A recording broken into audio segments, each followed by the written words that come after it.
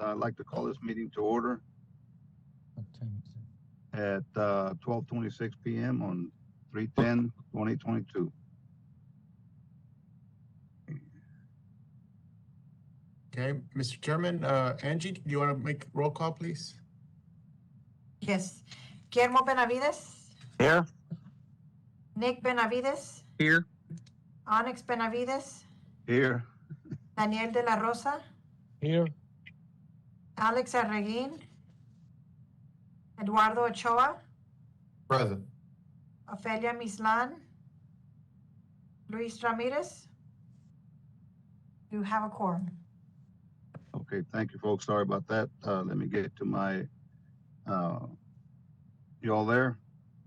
Yes. Yes. Okay, let me get to my agenda. An hour to work off of a cell phone here, but Mr. Chairman, I'm going to suggest that we just cover the more important, and I know they're all important, but you know the things that it is felt are that we're getting beat up about, yeah. correct. Yes, sir. That way we'll cover what we can, given the time limit. Okay, I need an approval of last minutes. Make a motion to approve the minutes. Second. Second. All in favor, say aye. Aye. Aye. All opposed, same sign. Motion carries. Do we have any public comments, Arturo? Public comments, I guess here's what we can discuss. I know one of the items you requested, Mr. Chairman, was the issue regarding the water problem with the 36-inch line. I Yes, guess we can, in the public comment section, we can discuss that. I know we made a presentation yesterday at noon. We had the master plan presentation. right. I wanted to be there, but let you all know, I've been down on my back for the past 3 days and I struggled out a bit to go to the meeting. I didn't realize it was online. Could have stayed home. Anyways, yeah, really, Arturo, my, and maybe the board members, my concern is, the public announcements and all that just didn't settle with people to understand why it took so long.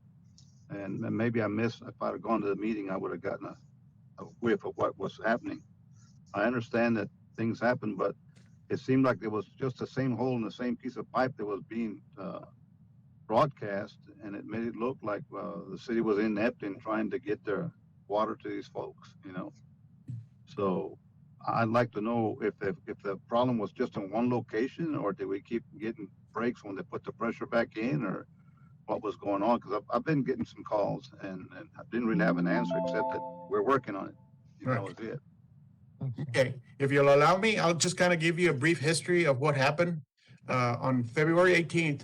And on our website, the pictures and the items that were presented are going to be available, so you can refer to those if you'd like. But on February 18th is when we got a call of the water leak. That's when the crews were sent out. They inspected the area, and there's a photograph that shows the water that was coming out of the ground. And crews went out to isolate the area. In attempting to isolate the area, some of the valves were moving, but they couldn't tell if they were closed or not, or they stayed open. They continued working. Once they had a chance to excavate, they excavated the area and identified a leak. And as they moved in, they were at the same time pumping water out of the excavation. And as they moved in some more, they found out there was a second leak. So once they were able to control the excavation, identify what was going on, by that time we had lost water in our elevated storage tanks. Once I get to a certain pressure in the system is when I have to issue a boil water notice, and that's below 20 PSI.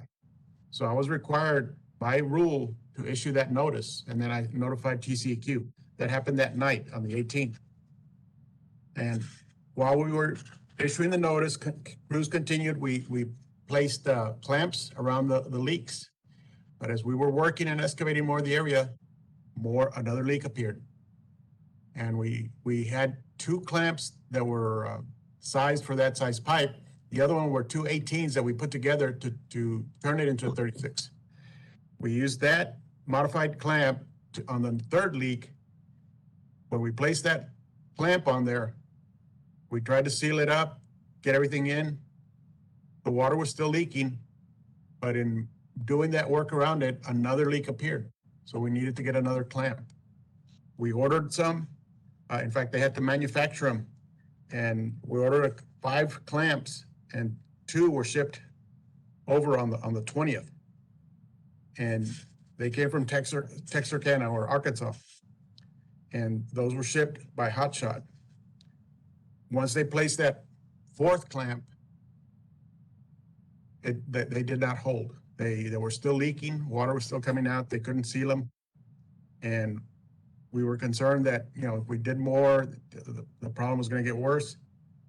So what we did is we had a specialty contractor that was available to install what's called a hydrostop, a valve, to put an in-place valve while the line had water in it, to contain the water, hold the water, and we were able to install another butterfly valve to control the area.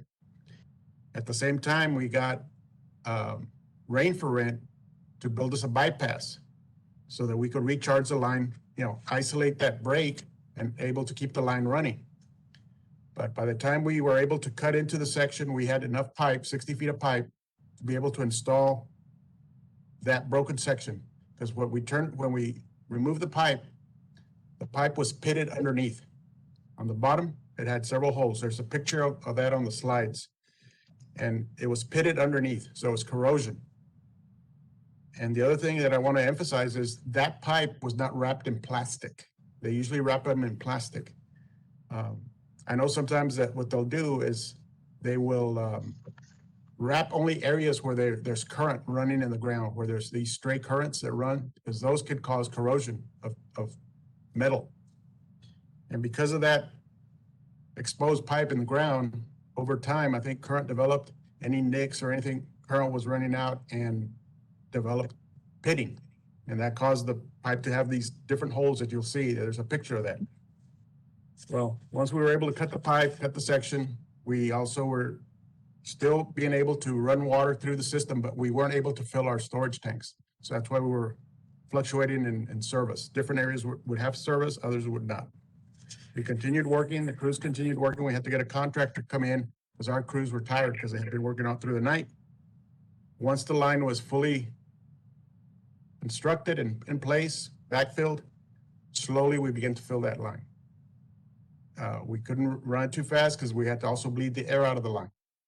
And we continued doing that because the line work was completed on February the 25th.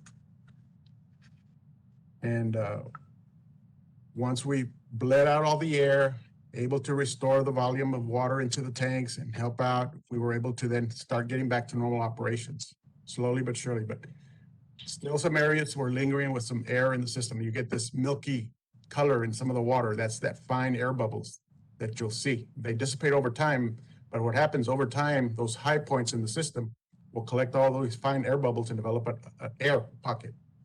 Those are the pockets that we need to bleed out. And so we've been maintaining a pressure of about 60 PSI in the system, just so that we won't create problems in that line. That line is a main feed line to Lion. Lion then feeds the rest of the tanks. So once Lion fell, the others weren't able to get any storage in them because of that problem. We had another line that we were trying to bypass, but we could not tell if it was completely open or completely shut. And right now, we're working on those. We have the specialty contractor that's available to help us isolate areas. We're making small bypasses. And then the other project that I'm looking at is a 24-inch feed line that would go to the Bartlett tank to help us feed that central part of Laredo, so that we have another way of feeding the system.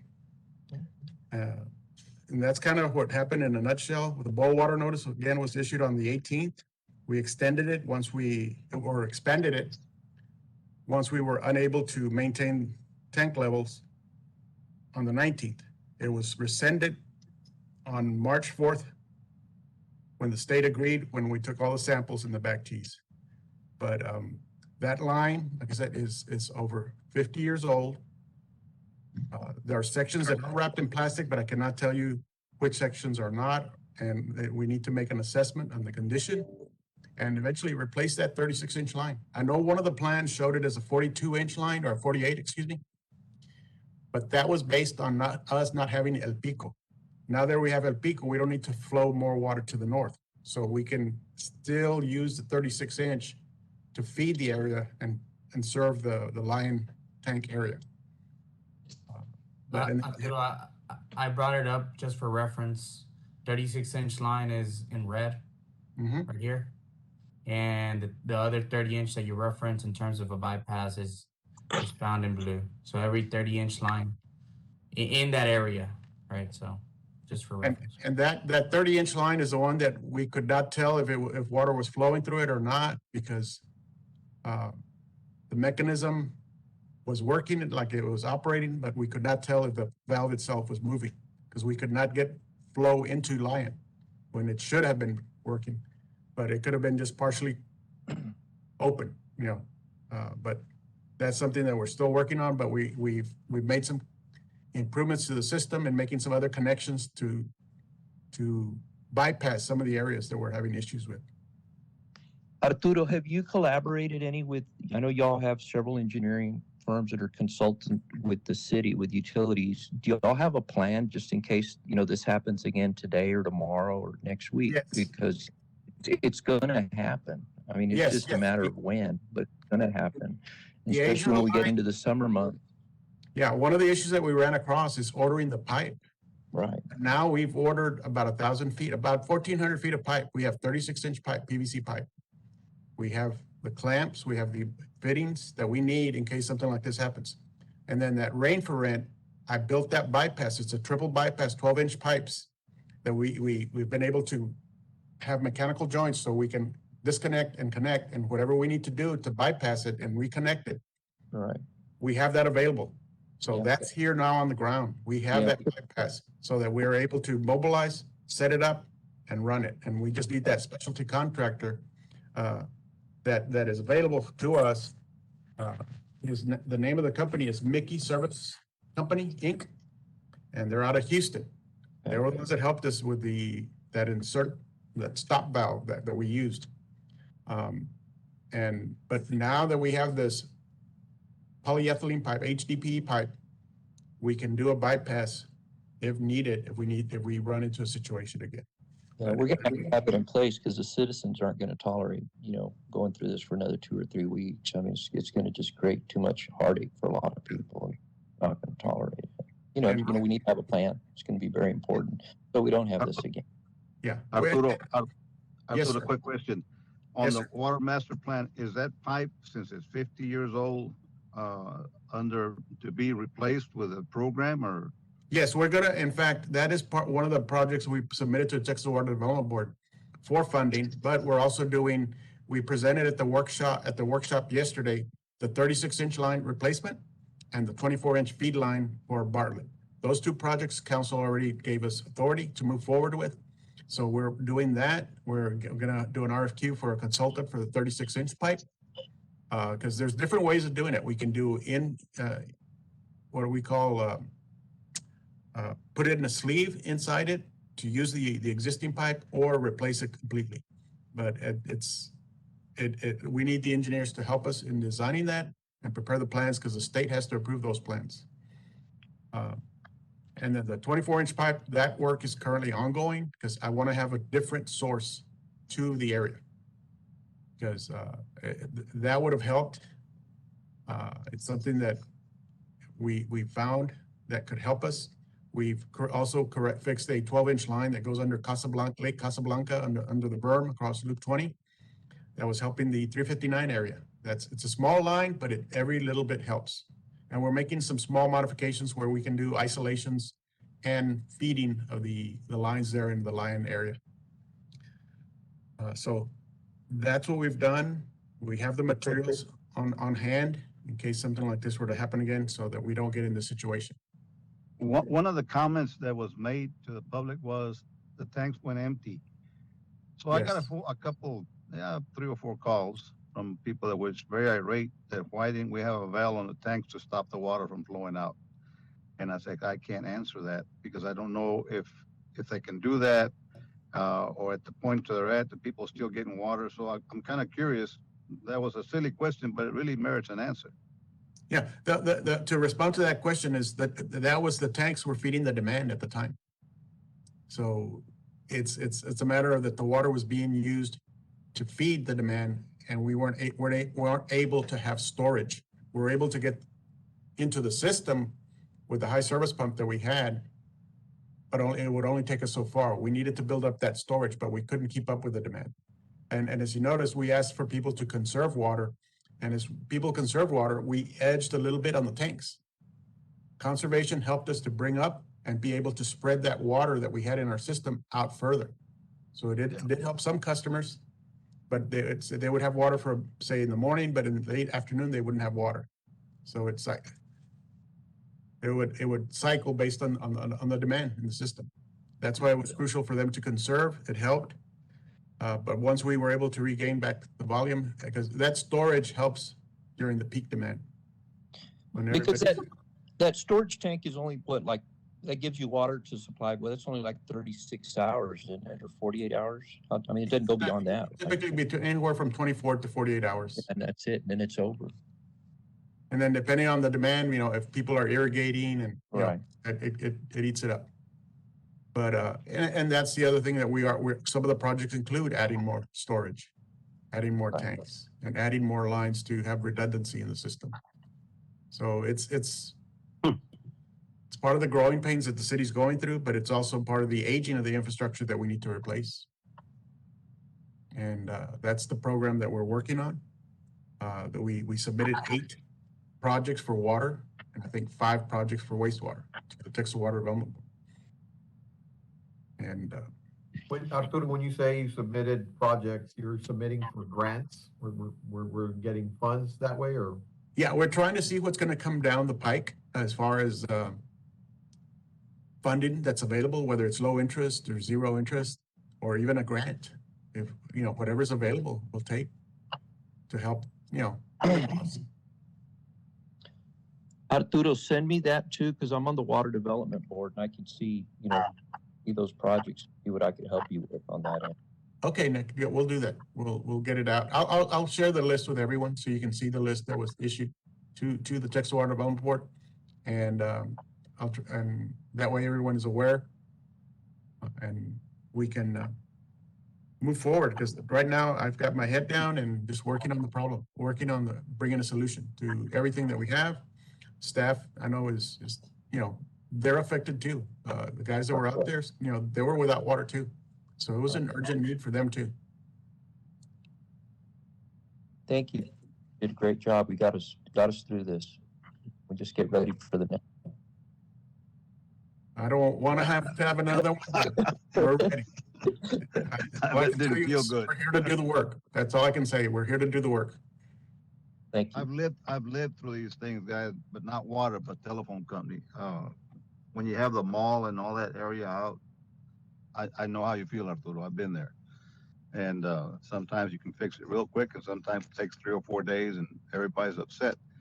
But reality is reality, and I understand that. But my biggest concern was to tell the people that are calling or have called and say there is a plan to replace all those pipes, but you have to bear with us because it's not an automatic, And I did tell some people, I know it's old infrastructure, and sometimes when you work on one spot, the movement, the vibration moves another spot and breaks another spot, and you just keep on going. Before you know it, you replace the whole pipe without intent. If you'd known that was going to happen, you dug the whole area out. But again, appreciate y'all's efforts. But I wish that we did a better PR job on it. I think if you answer some of the questions, some of the silly questions that people are asking, it takes care of a lot of questions people have. And in a lot of people's minds, it was the ineptness of the people that work for the city because it happened again. Whether it was the same thing or not, it happened again. And this was not a chlorine problem, but a pipe problem. but the people still suffer the same consequence. You know, boil water, trying to find water, etc., and people get hysterical in this town and they deplete this resource. They could be very well. I bet you there's houses out there still got 15, 20 packs of water that they didn't need, but they went and got more. Just human nature. All right. Any other questions on this? One more comment on this before we move on, Arturo. I know that people are busy. People are, knee deep in mud trying to fix this thing. But maybe send an email out to at least to the board. The people do know who's there, and we do get calls. And just an FYI and maybe an update. Doesn't have to be an hourly update, but at least every 6 to 8 hours, give us an idea of what's going on, so we can answer questions and maybe, satisfy some questions and get some people off our backs. That's a good idea. That's something that I'll get Noraida to include you in the mail list, in the distribution list, because I think Okay. that's another link for getting the word out. I think Yeah. that's a very good point. I think every board member deserves that because I know I'm not the only one that got beat up. And yesterday I wanted to be there, but I've been down on my back. Like I said, I'm having trouble walking right now. It's just something my muscles in the back seize up. Nothing serious. It's just part of old age and being overweight probably. But I'm forcing myself. I'm about 2 blocks away from the office. I'm parked on the side of the road. Anyways, anything else on the comments, guys? Yeah, I have Yeah. a quick question. Is 311, dialing 311, would that be an avenue for people that don't have other ways of getting, an update? Would they be able to call 311? And if so, would someone there be able to answer questions of this sort?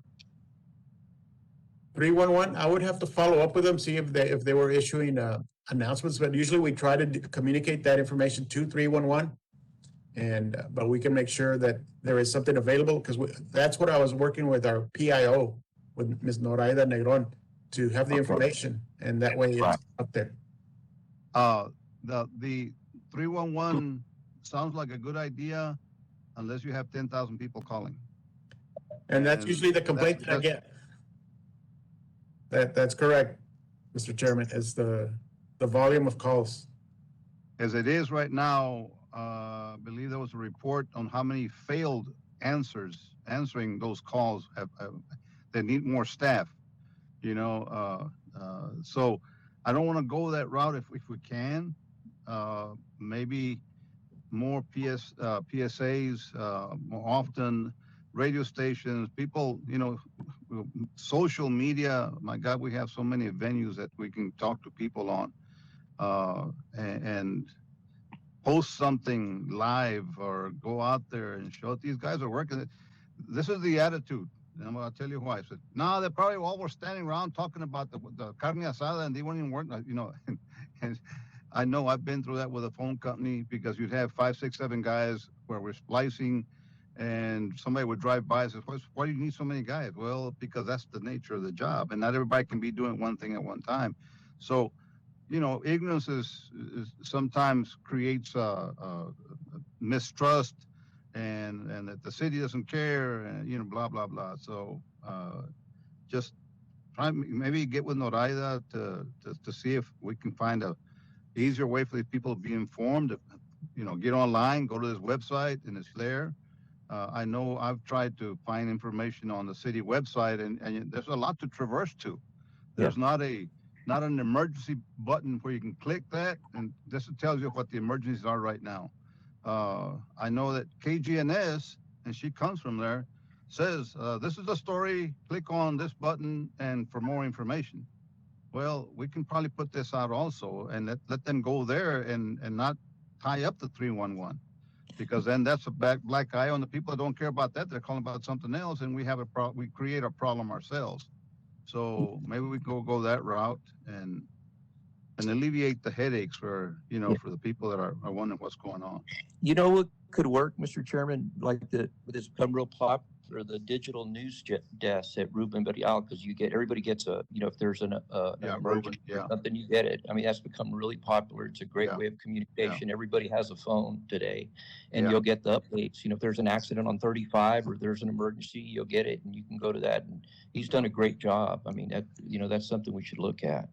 And Yeah, they're that's what I'm all- saying. We have to explore different avenues besides 311, because if we can't maintain that on a normal day, my God, when you got 10,000 people without water, 311 is not the venue to go to. Right. And we have a PR person, Noray, that's good. But we just need to, if I have to, or the city councilman or whoever needs to sit down, or whoever boss is, hey, find us different venues. Post it here and it spreads it all out. I mean, it's easy. You push a button. That's it. Click here. And I think it would, because I agree with Arturo. This is not the last time. I mean, that part of town is, it's antiquated. I used to have to dig holes and work with the city and everything else, and I know what we would come into. We'd cut a line, and it wasn't just there. And then when you put pressure, it breaks somewhere else, and then, it'd be a 3 or 4 day job, but you only involved 30, 40 homes, not the whole subdivisions, So I think we need to explore that, Arturo, in depth. If we need to have a meeting with Noraida or whoever the people are involved in that, and get out ideas out there, I think that we need to use the venues that we have, the social media that we have today. Yes, sir. It only makes sense, right? We'll keep it on the agenda as a hot item to discuss, and that way Yes. everyone can report to their representative members, council Okay. members. Mr. Chairman, if I may, Arturo, just to, as an aside to that, the Utilities Department is currently revamping their website. And as part of that website redesign and redevelopment, there is a section there that will have an outage notification that if you go straight to the utilities website, it will show whatever outages are out there. Any notices of those types of events will be posted on there. And ultimately, the staff will be able to grab from there and share that on social media and other places. That's what our company does, Liquid Studio Group. We are the ones who are building that website for them. We're very adept and very familiar with press releases and notifications. And so Arturo has tasked us with redeveloping that, and Mike Rogers is heading the project. And one of the things that they've been very adamant about is making sure that we reduce the number of calls that are coming into the system by giving them as much information readily available, easily found on a website, so that when you have these types of events, those alerts are being shown front page. First time you click on there, there's a pop-up, there's a ribbon, there's something that's telling you there's an outage in this area, service will be restored at such and such time. For more information, go here, go there, and you'll be able to get that. So that's something that we've already been tasked with, and Utilities is currently working on. I anticipate we're about 30 to 45 days max out before the new website is launched with all those amenities on it. Yeah. Gene, may I suggest on that also that we create an app? I mean, every child that I know that can hold a phone, to the oldest man that I know can hold a phone, goes to those apps for whatever they need. And to me, that is a immediate touch the app, boom, there it is. It takes you, alerts you. It's just, we're in an app world now, Yeah. Mr. Chairman, we are capable of that. That's not part of our scope. Currently, if you have, for example, the El Metro Transit app, that is something that we built for El Metro.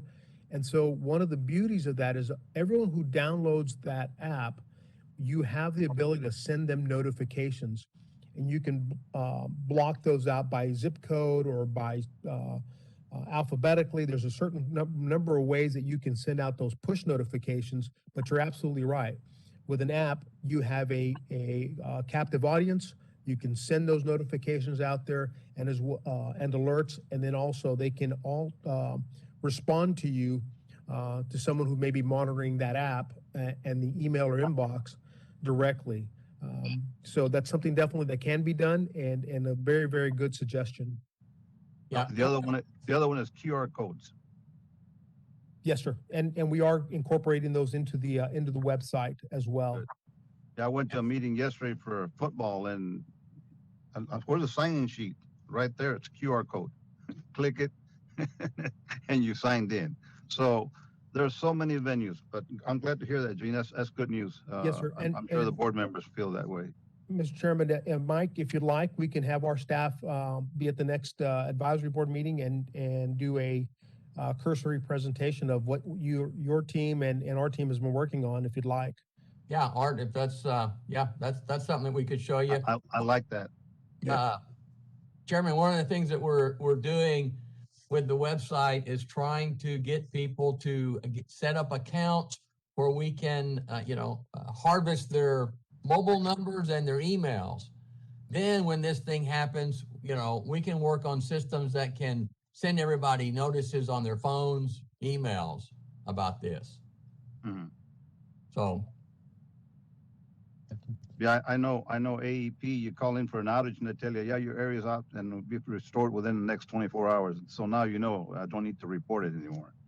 And so, but yeah, we need to use social media, whatever venues we have, guys, and gals, that just makes everybody's life a little easier and keeps the public informed and they'll understand. They're not happy by any means, but they'll understand. And we're still a small community, and thank God we have family members and friends coming to the house to bathe and everything else and wash clothes.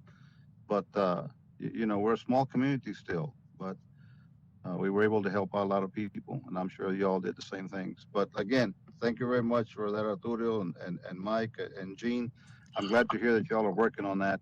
That's gonna alleviate a lot of headaches, big time. Yes, sir. Anything else on this, guys? All right, with that, I'd like to close the public comments and I'd like to table the water master plan because I know that's in depth. Do I hear a motion to table? I have a motion. A motion? Do I have a second? Do I have a second to? I'll table the motion? second. I'll second, Okay. member. I have a motion and a second to table water master plan, item 5, for next meeting. All those in favor, say aye. Aye. Aye. All those opposed, same sign. Item is tabled.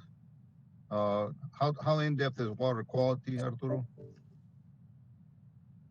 We were gonna do a little demonstration of the dashboard, which is what we use to monitor the residuals. I don't know, Nacho, do you think you can keep it to about 2-3 minutes? Yeah, I could do it real quick, just Yeah. high level. Yeah, let's go to item 6, water quality. So, okay, so I'll run right 2-3 minutes. Just give me 1 second. Let me pull up my screen.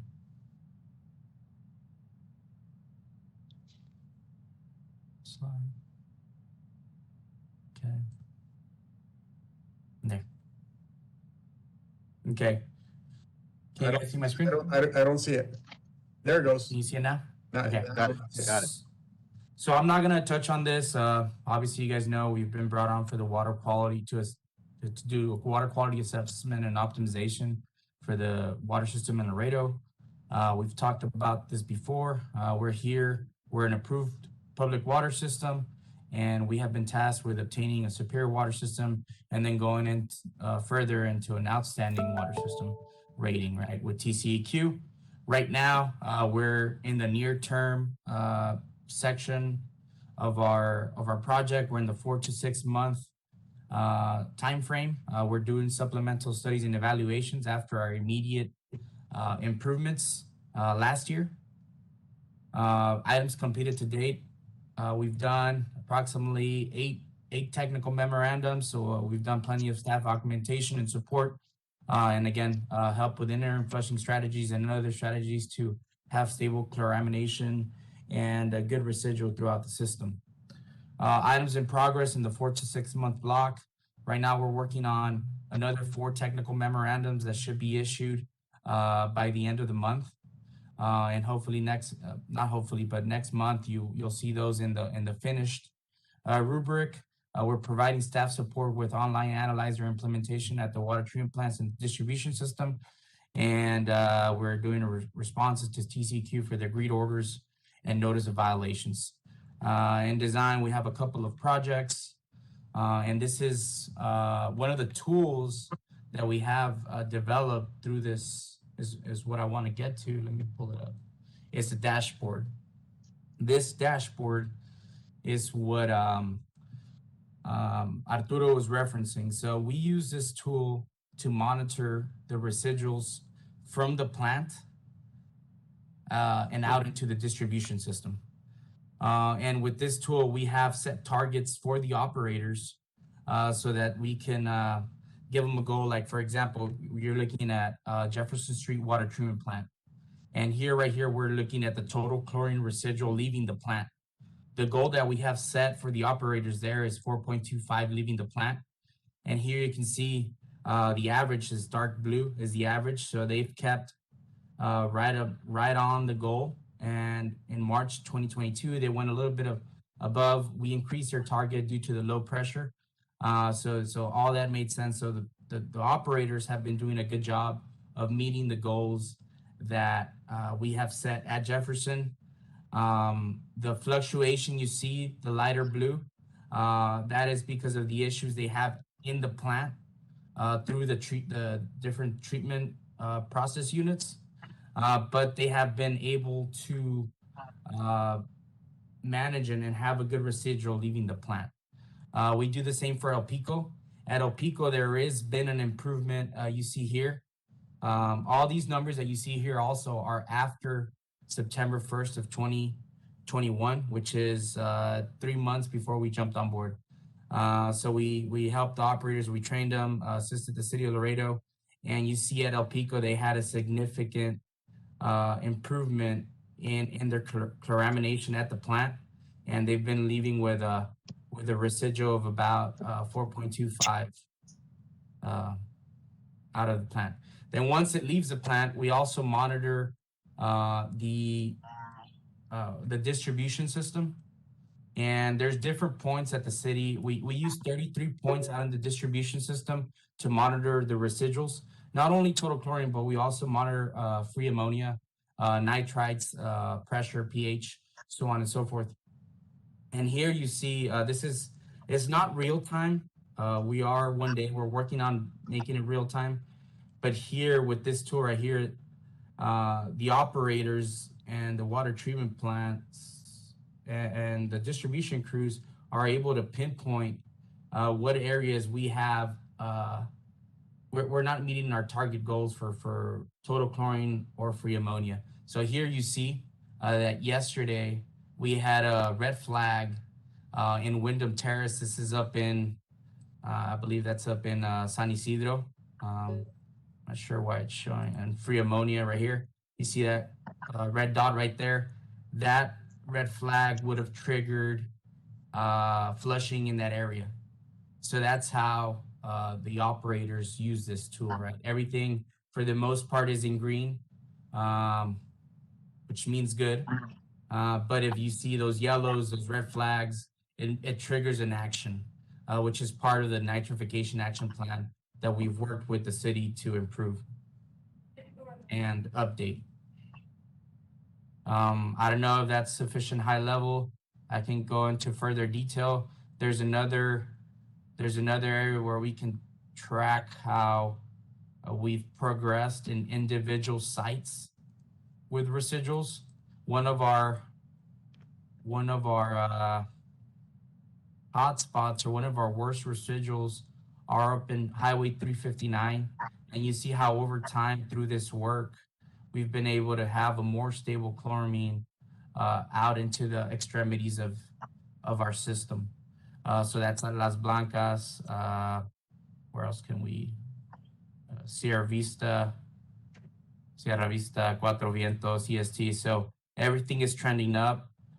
We have created baselines, and we've adjusted as needed. And ultimately, the good thing is that we're trending up, correct? So have a more stable chloramine in the system.